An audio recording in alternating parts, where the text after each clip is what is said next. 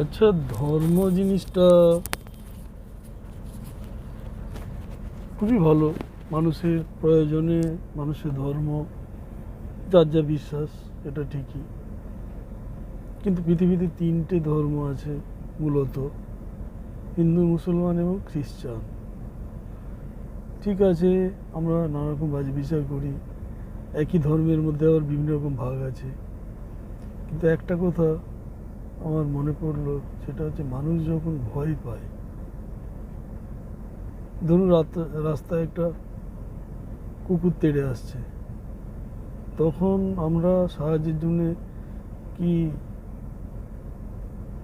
সাহায্য যখন কেউ করতে আসে তখন কি আমরা বাজি বিচার করি যে সে কি, কোন ধর্মের মানুষ? যেই সাহায্য করুক না কেন তার সাহায্য আমরা নিই এবং তাকে আমরা ভগবান বা আল্লাহ বা গড হিসাবে ভাবি।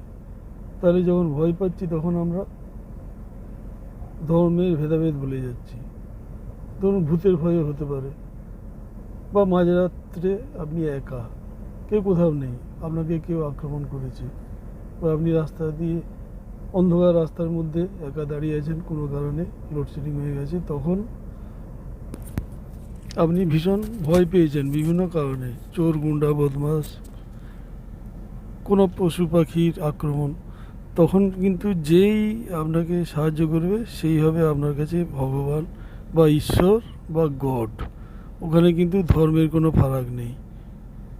ঠিক আছে, সুতরাং খুব তলিয়ে দেখলে ধর্মের এই যে ভেদাভেদ, এই ভেদাভেদটা কতটা সমীচীন